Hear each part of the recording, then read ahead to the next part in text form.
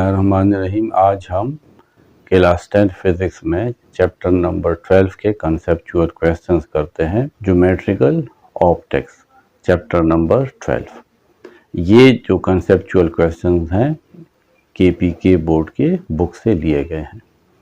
First question is which type of lens would you use to start fire from light from sun, concave or convex? Would work best. At what distance from lens should the paper be held for best result? कौन सा lens बेहतर है, concave या convex, जिसको हम sunlight के सामने रखें और नीचे उसके कागज रखें और वो कागज जो है वो आग पकड़ ले, जल जाए।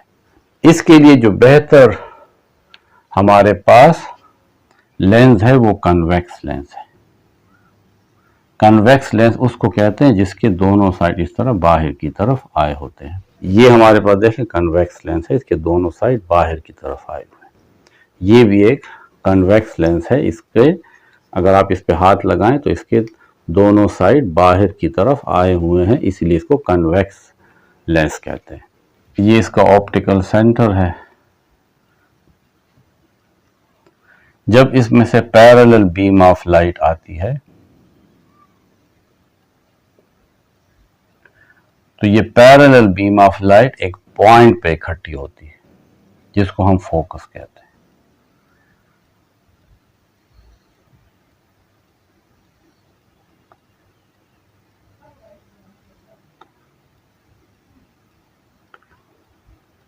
ये हमारे पास फोकस है और इस फोकस से इस लेंस तक का जो डिस्टेंस है ये फोकल लेंथ है। इस लेंस को कन्वर्जिंग लेंस भी कहते हैं।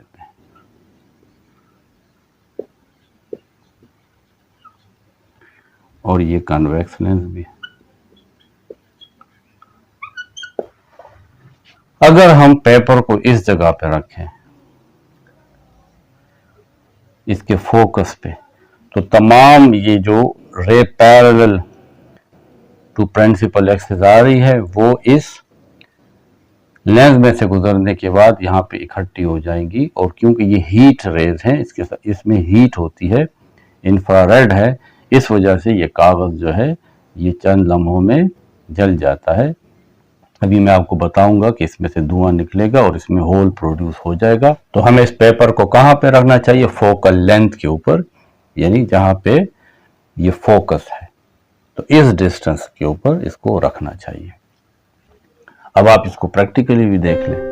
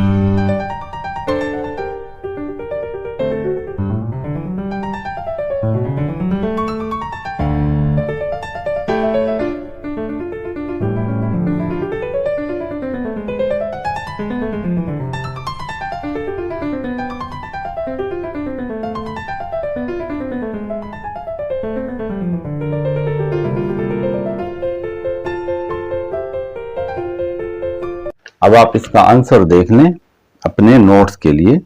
Reason, a thin converging lens, जिसको हम कन्वेक्स लेंस भी कहते हैं, is used to focus the rays from the sun on to the piece of the paper।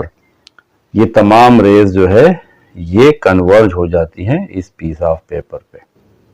When the ray burn a hole on the paper, जब ये paper जल जाता है तो यहाँ पे एक होल प्रोड्यूस हो जाता है।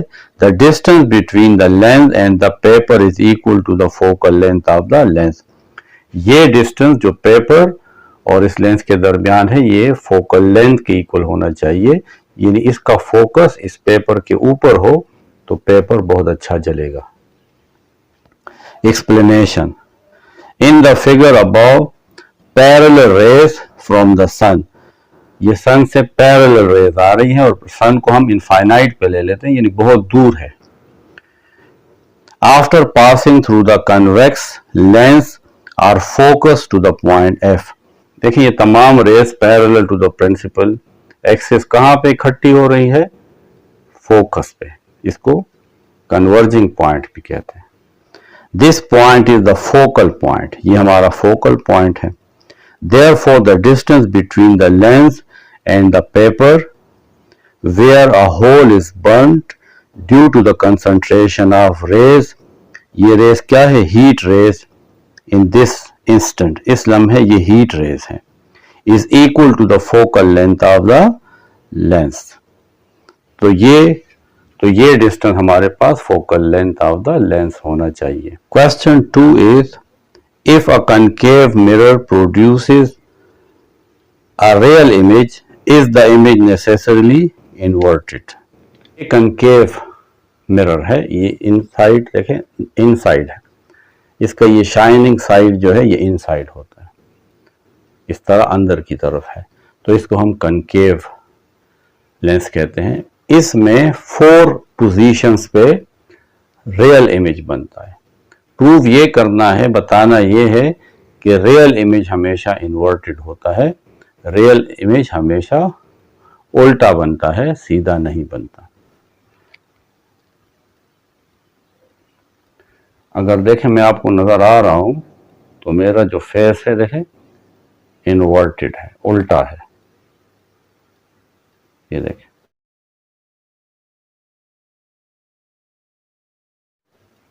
इसलिए रियल इमेज हमेशा इन्वर्टेड बनता है। अब इसको हम रे डायग्राम से भी देख लेते हैं। ये हमारे पास कनकेव मिरर है, इसका जो मिड है इसको हम पोल कहते हैं। पोल से एक स्ट्रेट लाइन हम ड्रा करते हैं, ये प्रिंसिपल एक्सिस होता है।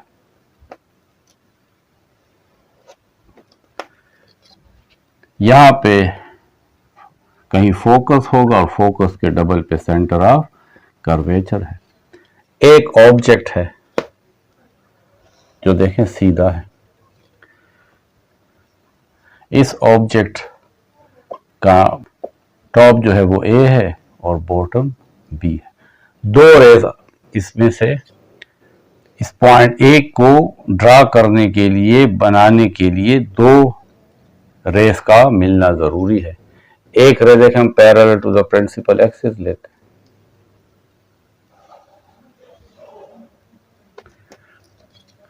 वो रे जो parallel to the principal axis आती है इस मिरर को हिट करेगी तो कहां पे रिफ्लेक्ट होगी? फोकस में से गुजरेगी। रिफ्लेक्ट होने के बाद फोकस में से गुजर रही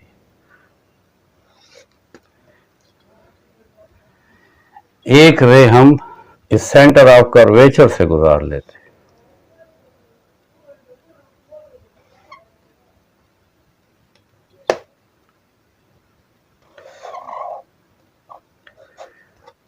ये रे सेंटर ऑफ कर्वेचर से गुजर के इस मिरर को हिट करेगी और आफ्टर रिफ्लेक्शन इसी सेंटर ऑफ कर्वेचर से गुजरेगी। तो इस पॉइंट ए के दोनों रेस कहां मिलती हैं? यहां मिल रही है। इसका मतलब है ए का जो इमेज बनेगा वो यहां बनेगा और इसको हम ए प्राइम कह लेंगे। इसी तरीके से हर एक पार्टिकल का इमेज बनता जाएगा। इस तरह दो दो रेज आएंगी, एक parallel to the principal axis और एक सेंटर ऑफ कर्वेचर में से गुजरेगी, और ये इस तरह इस पे यहाँ पे मिलेंगी, फिर यहाँ पे हर जगह मिलेंगी। हम इन तमाम पॉइंट्स को ज्वाइन कर लेंगे। आखिर में इस बी का इमेज बी प्राइम बनेगा। तो देखिए इमेज इन्वर्टेड बन रहा है। Object above the principal axis है और image below the principal axis है, देखिए, और इन्वर्टेड है। अगर यहाँ पे हम स्क्रीन रख दें तो हम इस इमेज को यहाँ पे बना सकते हैं।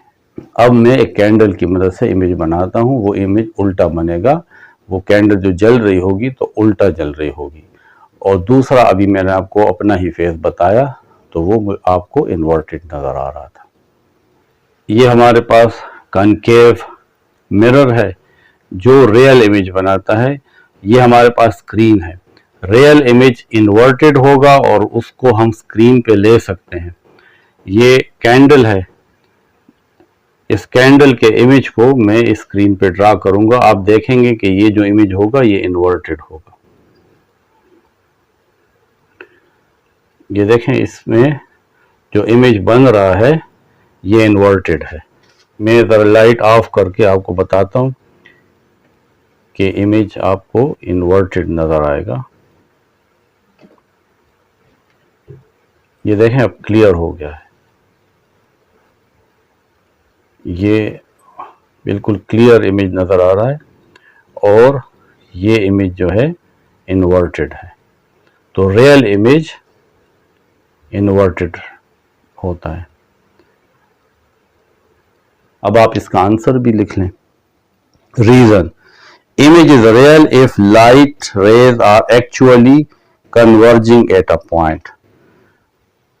एक पॉइंट के ऊपर देखें इकट्ठी हो रही है, दो रेज एक पॉइंट पे इकट्ठी हो रही है, और इस तरह हर एक पॉइंट से दो रेज आएंगी, वो इन जगह पे इकट्ठी होंगी।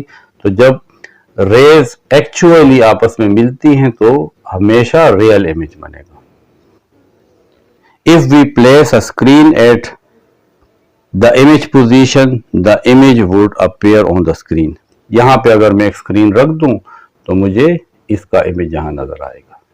Real image is always inverted. It is clear from the figure. ये फिगर है। If object is above principal axis, its image will form below principal axis in front of mirror. Object above the principal axis है, ये principal axis है, image below the principal axis बन रहा है, और in front of mirror है, देखें mirror के सामने बन रहा है। इस तरह पीछे नहीं बन रहा बल्कि सामने बन रहा है। वर्चुअल इमेज आप लोगों ने पढ़ा होगा, वर्चुअल इमेज हमेशा बैक साइड पे बनता है, यानी इस मिरर के बैक साइड पे। Further a ray which comes parallel to the principal axis from top of the object after reflection from the concave mirror, it passes from focus in downward direction. वो ray जो parallel to the principal axis आ रही है, focus में से गुजरने के बाद नीचे जा रही है। Another ray coming from the top of the object passes from the center of curvature. और दूसरी इसी टॉप में से जो रे आ रही है वो देखें सेंटर ऑफ कर्वेचर से गुजर रही है और वापस इसी रास्ते पे चली जाती है। Both the rays meet at the point A prime. ये दोनों रेज एक पॉइंट पे मिल रही हैं और ये पॉइंट क्या है? A prime. Which is the image of the point A. ये जो इमेज है A प्राइम, ये इस पॉइंट A का इमेज है।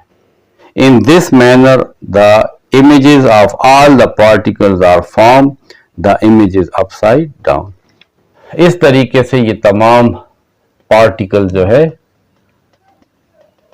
ऊपर की तरफ इसका इमेज बनता चला जाएगा, और ये जो इमेज है ये अपसाइड डाउन है, यानी देखें वो यहाँ पे पॉइंट ए ऊपर है और बी नीचे है। इसके इमेज में पॉइंट ए नीचे है और पॉइंट बी ऊपर है। अब है क्वेश्चन 3।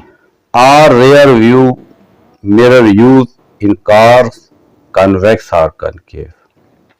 रेयर व्यू कार में अगर हमें देखना है, अगर हमें देखना है कि पीछे गाड़ियां आ रही हैं, तो हम कौन सा मिरर यूज कर सकते हैं, कन्वेक्स और कनकेव। देखिए ये कनकेव है, ये इनसाइड की तरफ इस तरफ धंसा हुआ है, ये इनसाइड है देखें, और ये कन्वेक्स है।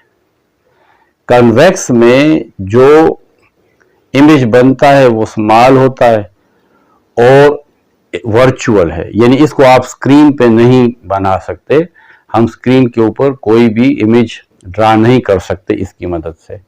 लेकिन इसकी खुसूसियत ये है कि इस पे जो रे पड़ती है वो फैलती हैं। अगर पीछे बहुत सारी गाड़ी आ रही है तो मैं इसमें इसका व्यू देख सकता हूं, क्योंकि इस पे पड़ने वाली रे फैलती हैं और वो मेरी आंख में आ सकती हैं और हर तरफ से आने वाली गाड़ियों को ये मुझे बता सकता है। इमेज साइज में स्मॉल होता है और इरेक्ट होता है, सीधा होता है, और इसका जो रेंज ऑफ व्यू है वो बड़ा है। हम बहुत सारे बैक साइड पे आने वाली जो व्हीकल्स है उसको देख सकते हैं।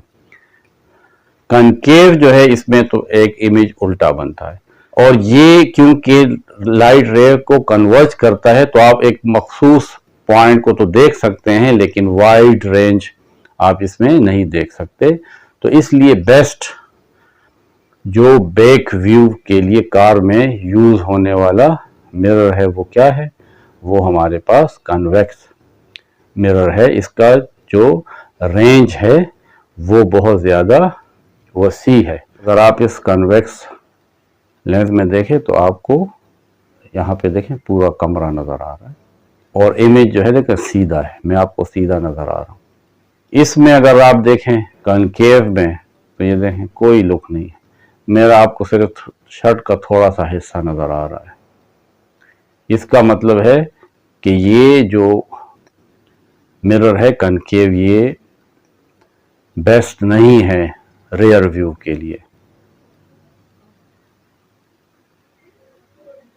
तो बेस्ट मिरर कौन सा है, convex mirror for rear view in cars. अब इसका आंसर देख लें। अ convex mirror has an outward curve. मैंने आपको बताया ना कि उसका जो शेप है वो आउटवर्ड होता है, बाहर की तरफ निकला है।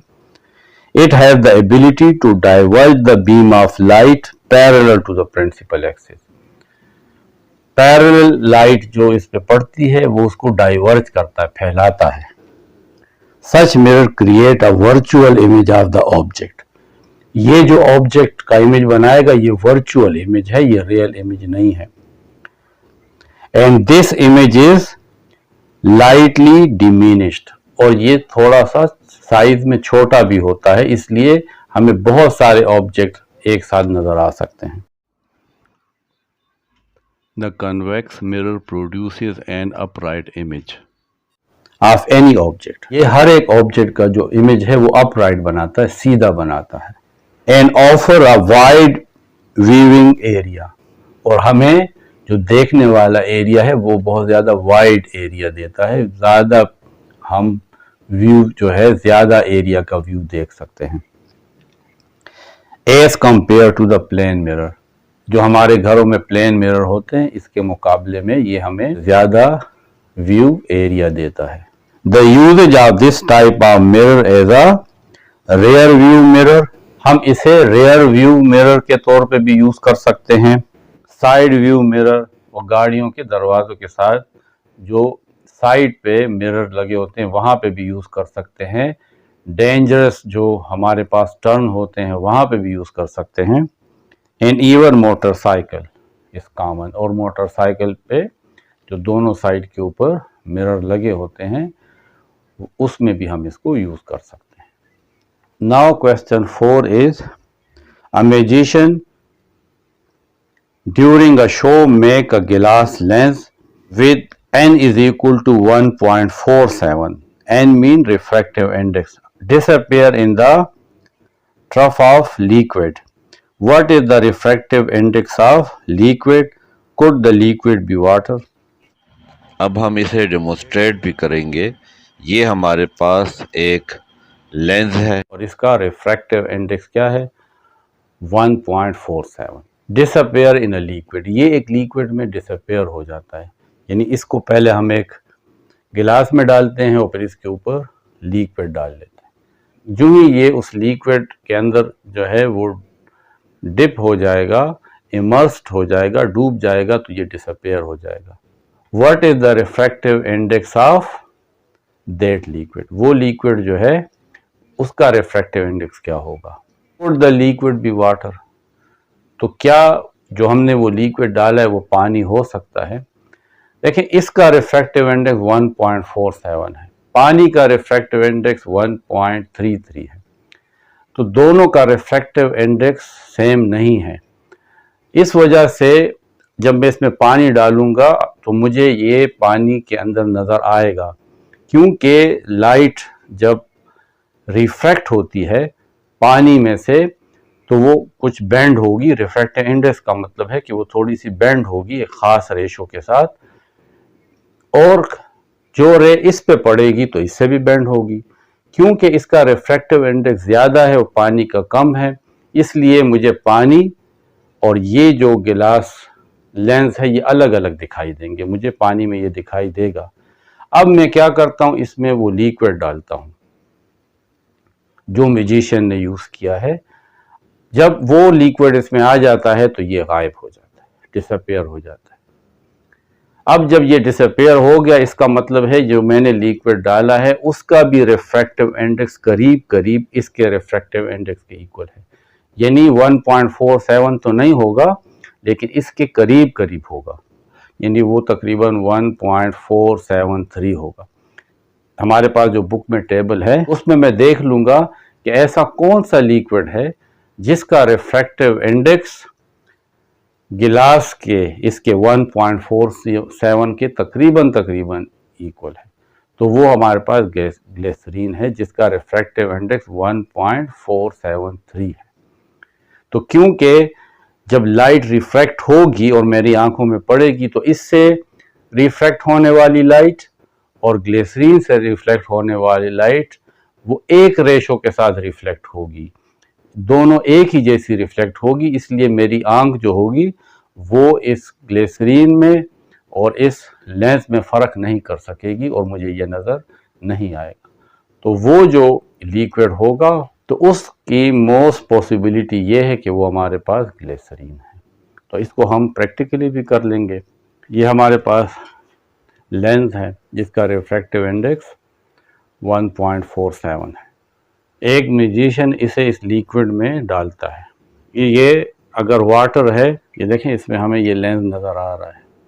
इसकी वजह ये है कि इसका रिफ्रैक्टिव इंडेक्स 1.47 है और इस वाटर का रिफ्रैक्टिव इंडेक्स 1.33 है।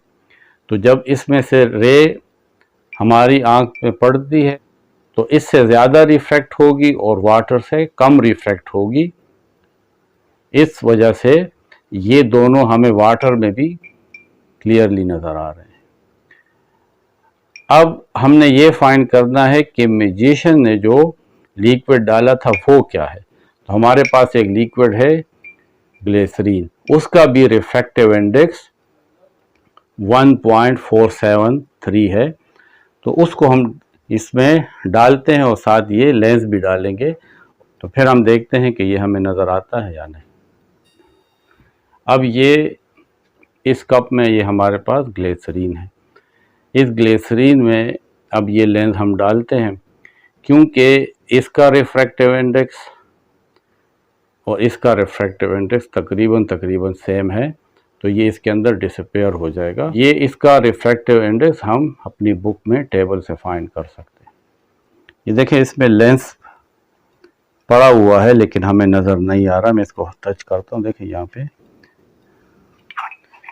ये इसके अंदर ये लेंस मौजूद है ये, लेकिन आपको अब नज़र नहीं आ रहा। क्यों? यानी इस लेंस से आने वाली रेज और इस ग्लिसरीन से आने वाली रेज वो सेम एंगल के साथ रिफ्रैक्ट होती है और वो हमारे आँख में एक ही एंगल के साथ इंटर होती है, इसलिए हम इन दोनों के दरमियान डिस्टिंग्विश नहीं कर सकते। इसका आंसर भी देख लेते हैं। Reason, when light refracts from two different substances with the same index of refraction, the material could not be distinguished from one another. अगर दो substances हैं, उनका रिफ्रैक्टिव इंडेक्स तकरीबन सेम है, तो हमारी आंख उसमें डिस्टिंग्विश नहीं कर सकेगी और हमें वो एक ही नज़र आएंगे। The refractive index of water is 1.33 है। So liquid could not be water, तो ये लिक्विड पानी तो नहीं है, पानी तो आप हटा दें। Glycerine refractive index is 1.473, so liquid is glycerine. तो ये लिक्विड जो है ये ग्लिसरीन हो सकता है, क्योंकि ग्लिसरीन का रिफ्रैक्टिव इंडेक्स इस गिलास के रिफ्रैक्टिव इंडेक्स के तकरीबन इक्वल है। Question 5 is suppose that you are handed a lens and a ruler and told to determine the focal length of the lens, how would you proceed? आपको एक lens दिया जाता है, एक रूलर दिया जाता है और आपसे कहा जाता है कि इस लेंस का फोकल लेंथ फाइंड करें, तो आप किस तरह करेंगे? इसे भी मैं अभी आपको प्रैक्टिकली करके देता हूँ। एक कैंडल को हम यूज़ करते हैं और उस कैंडल की मदद से देखते हैं कि हम किस तरीके से एक लेंस का फोकल लेंथ फाइंड करते हैं। लेकिन तरीका ये है कि आप क्या करेंगे, आप अब यहाँ पे इस कमरे में तो ये ड्रा नहीं होगा, लेकिन आप इस तरीके से इस लेंस को करीब लाते रहें, तो किसी ऑब्जेक्ट का, अगर आप बायर हो तो आप किसी ट्री को या किसी भी ऑब्जेक्ट को इस स्क्रीन के ऊपर बना सकते हैं। यहाँ पे आप सिर्फ देख लें कि आपको ये जो डार्ट है, देखें, ये बहुत क्लियर नज़र आ रहा है लाइट। तो जहाँ पे ये बिल्कुल फोकस हो जाए ये लाइट, तो आप क्या करेंगे, रूलर की मदद से इस जगह को मेजर कर लेंगे।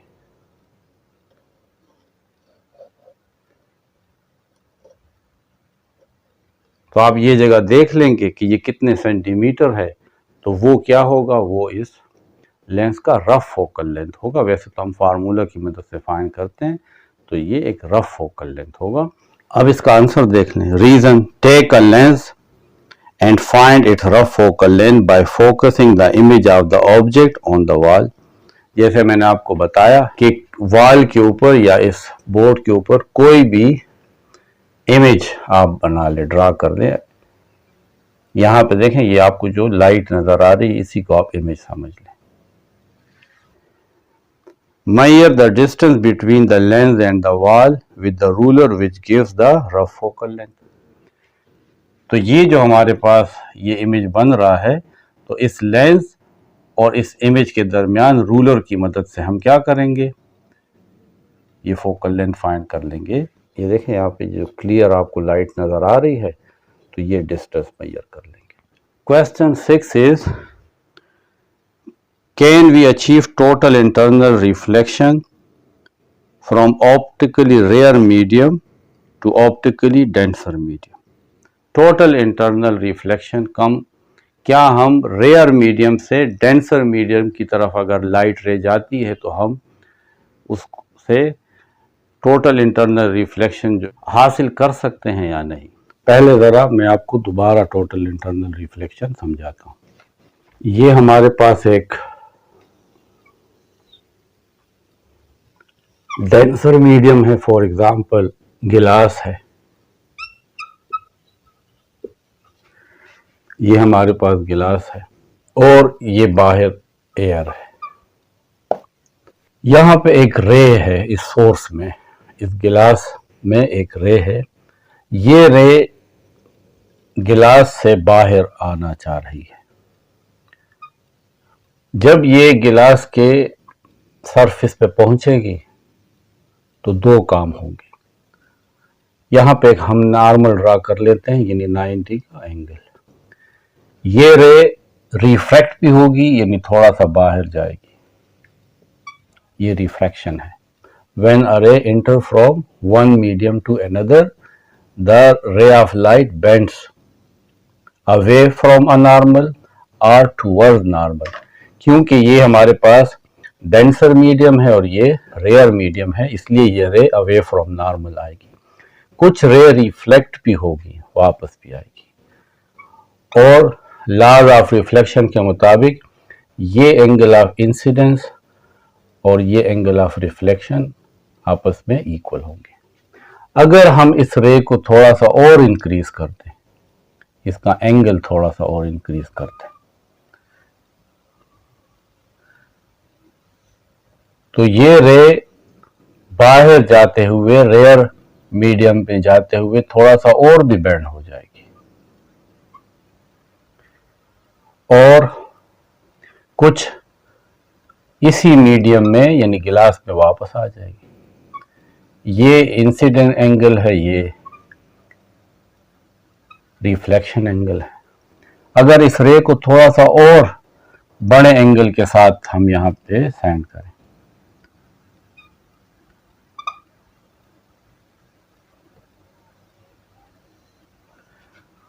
अब ये यहां एक नॉर्मल ड्रा कर लेते हैं। ये जो रिफ्रैक्टेड रे है ये इस नॉर्मल के साथ 90 का एंगल बना रही है और देखें सरफेस के ऊपर इस तरीके से मूव कर रही है और कुछ रे वापस आएगी।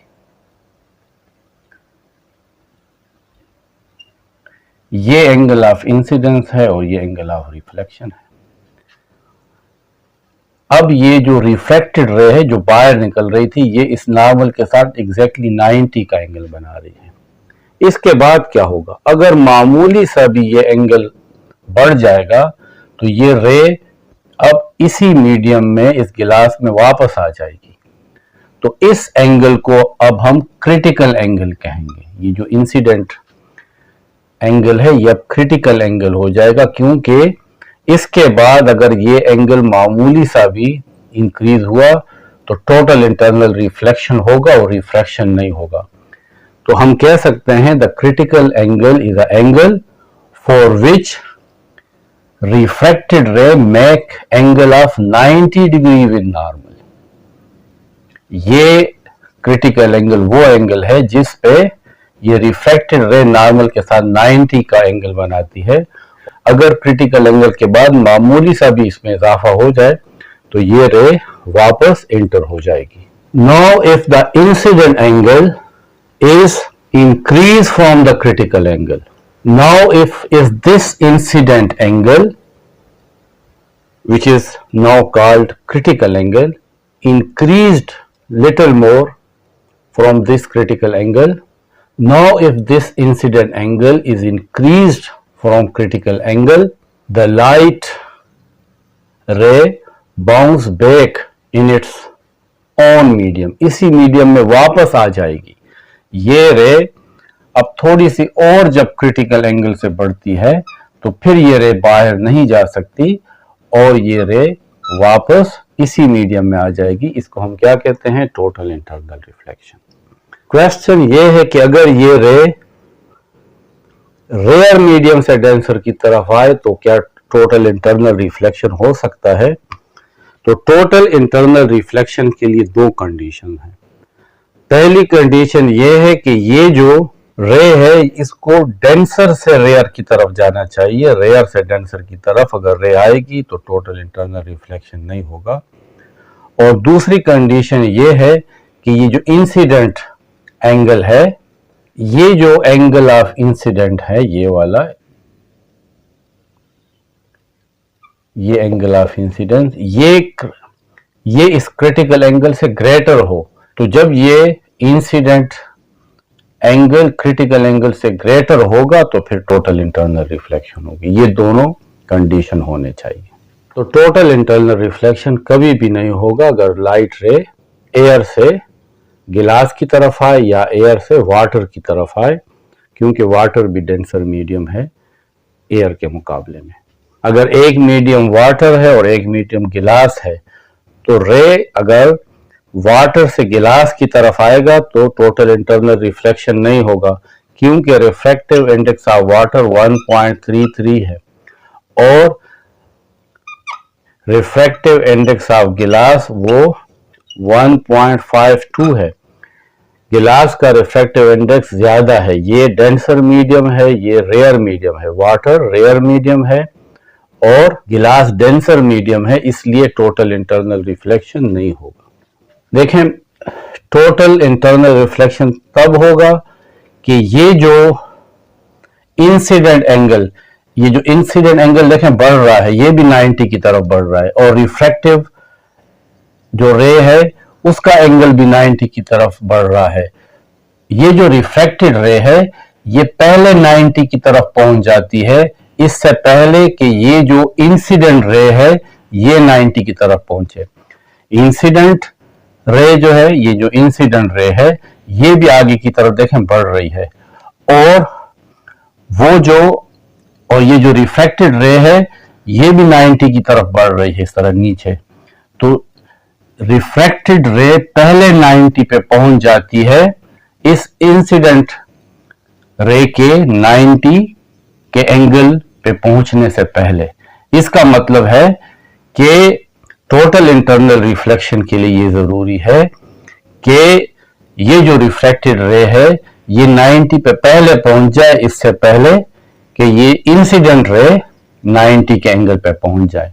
और ये तब हो सकता है जब रे डेंसर से रेयर की तरफ जाए, क्योंकि जब रे डेंसर से रेयर की तरफ जाती है तो देखें ये रिफ्रैक्टेड रे 90 से दूर जा रही है, और जब रे रेयर मीडियम से डेंसर की तरफ आएगी तो फिर रिफ्रैक्टेड रे नॉर्मल की तरफ आएगी।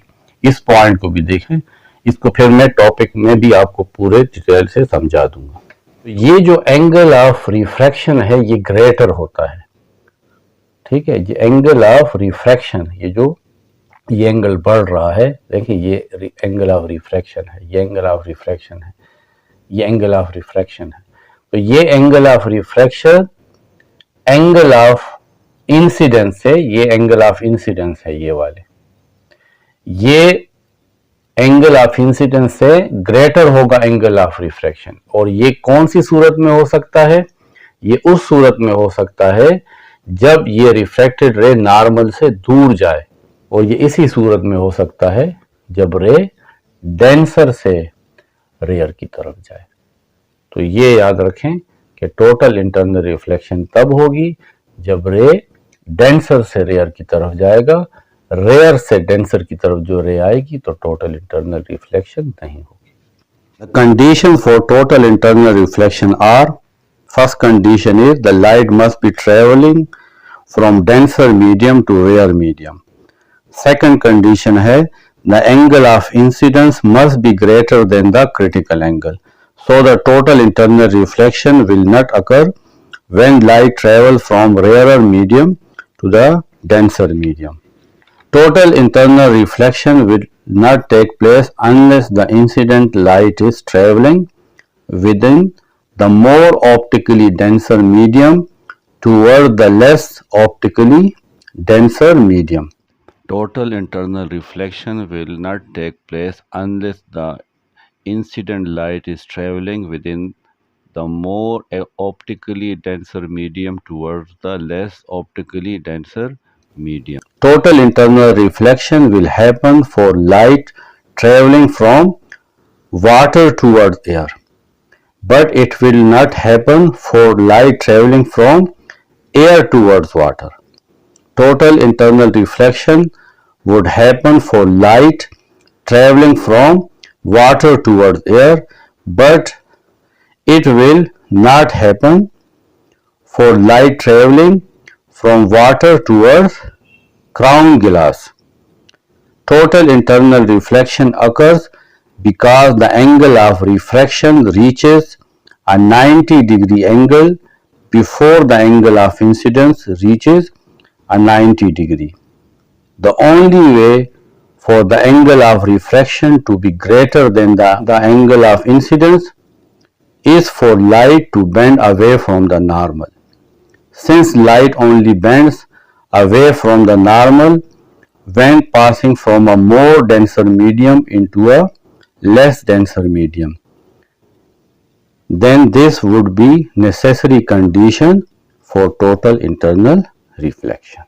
अब क्वेश्चन 7 है, will nearsighted person who wears the corrective lenses in her glasses be able to see clearly under water when wearing those glasses. एक शख्स है, उसने अपने लिए गिलासेस बनाई, लेकिन उसने यहाँ पे गिलासेस बनाई ज़मीन के ऊपर।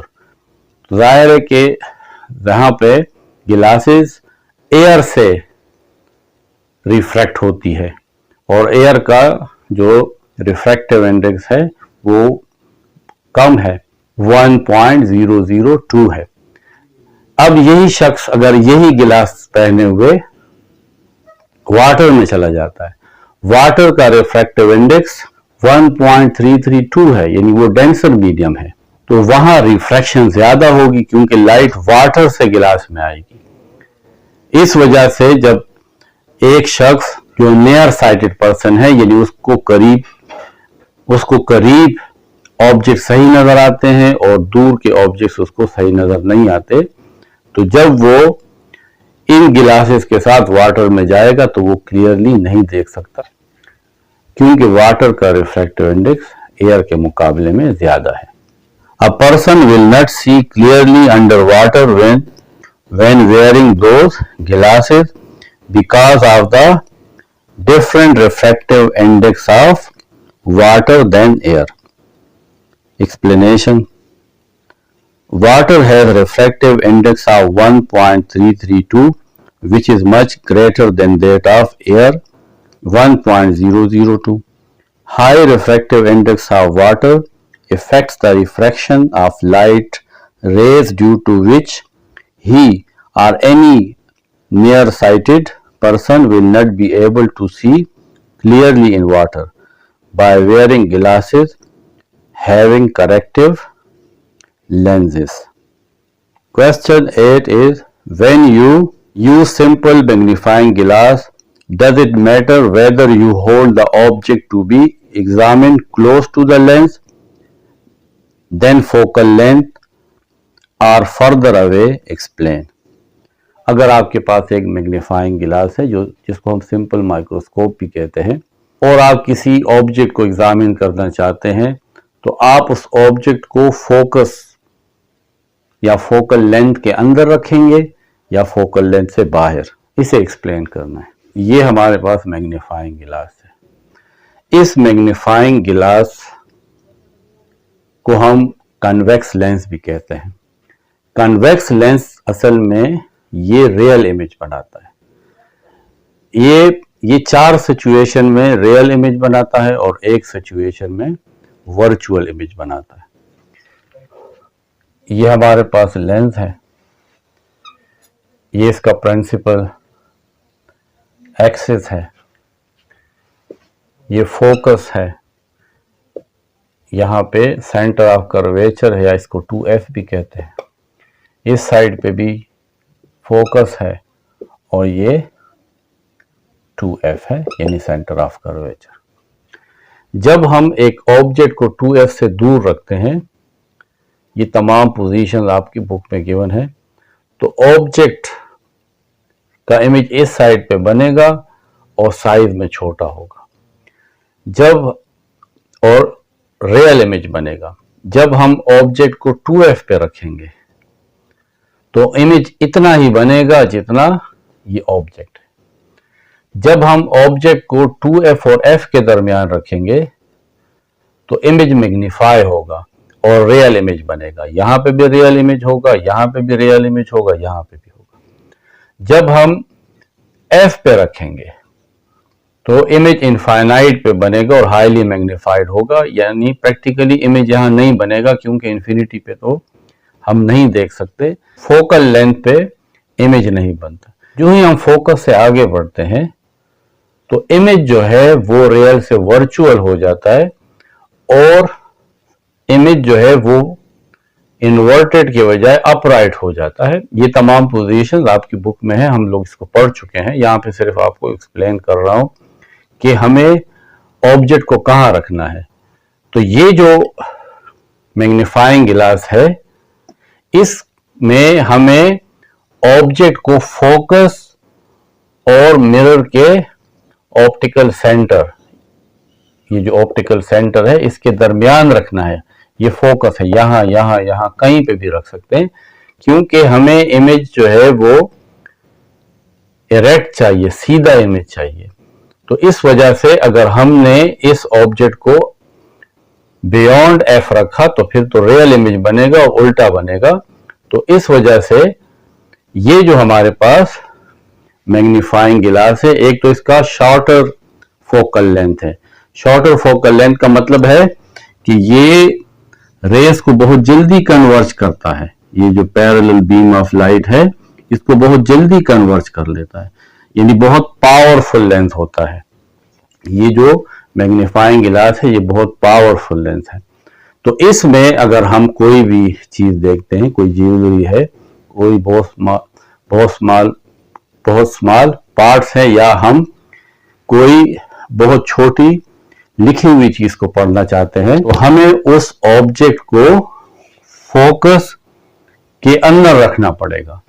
अगर फोकस से बाहर रखेंगे तो फिर हमारे पास रियल इमेज बनेगा, और रियल इमेज जो है वो इन्वर्टेड होता है। ये हमारे पास कन्वेक्स लेंस है, इसको हम मैग्नीफाइंग गिलास भी कहते हैं। इसमें अगर हम देखें, ये राइटिंग आपको थोड़ी सी मैग्नीफाई नजर आ रही है। ये इस वजह से कि ये मैग्नीफाइंग गिलास जो है ये इस रिटन जो वर्ड है इसको मैग्नीफाई कर रहा है। ये जो रीडिंग है, ये जो मैंने यहाँ पे नोट्स रखे हुए हैं, ये इसके फोकल लेंथ के अंदर है। अगर ये इसके फोकल लेंथ से बाहर होंगे तो फिर ये जो जितने भी इसके वर्ड्स होंगे वो हमें उल्टे नजर आएंगे, क्योंकि फिर इसका रियल इमेज बनेगा। यहाँ पे इसका वर्चुअल इमेज बन रहा है, और वर्चुअल इमेज हमेशा इरेक्ट होता है। इस वजह से जब भी हम इस मैग्नीफाइंग गिलास को यूज करेंगे और किसी भी ज्वेलरी को या कोई स्मॉल पार्ट्स को देखना है, तो हम उस ऑब्जेक्ट को इस लेंस के फोकस के अंदर रखेंगे। अगर हमने उस ऑब्जेक्ट को इस मैग्नीफाइंग गिलास के फोकल लेंथ से बाहर रखा तो फिर हमें तमाम जो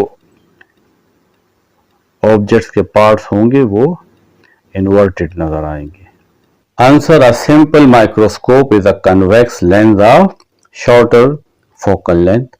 It is also called magnifying glass.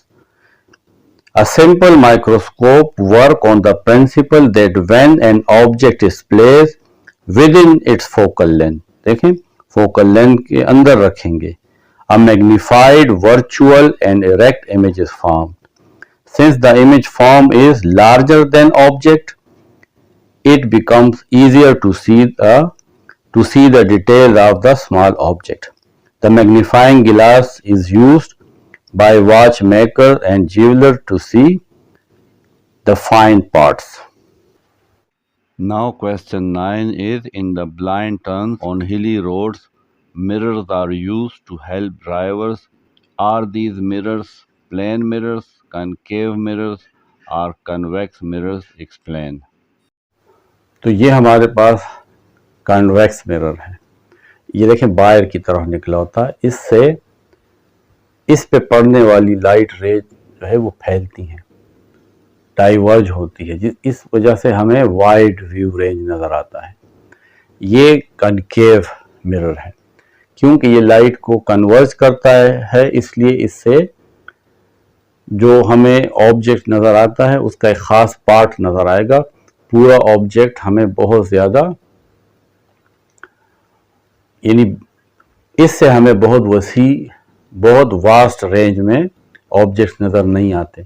दूसरा ये, क्योंकि ये रियल इमेज बनाता है, रियल इमेज इन्वर्टेड है, तो इन्वर्टेड ऑब्जेक्ट्स को देखना हमारे लिए नुकसानदेह है, डेंजरस कार्नर्स के ऊपर।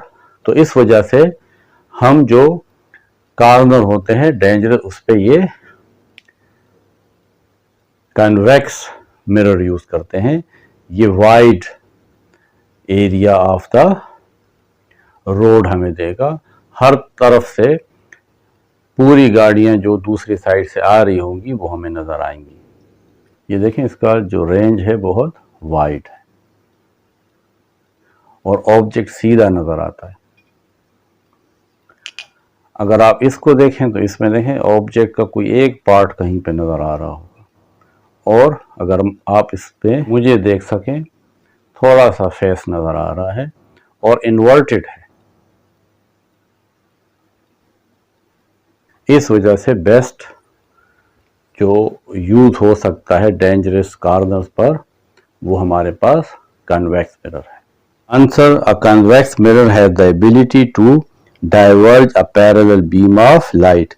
Convex mirrors make small, erect and virtual images of the object. इसकी खुसूसियत ये है कि ऑब्जेक्ट स्मॉल साइज में होता है। इसकी प्रॉपर्टीज ये है कि इसका इमेज स्मॉल साइज में होगा, इरेक्ट होगा और वर्चुअल होगा। Convex mirrors make small, erect and virtual image of the object and provide a wide field of view. This is the reason convex mirrors are used at dangerous roads, bends for safe drive. On the other hand, we cannot use plane mirrors or concave mirrors because in plane mirror image size is same of the object size and do not show wider view. In concave mirror, image is smaller in size and inverted, it does not show wider view. तो ये हमारे तमाम conceptual question.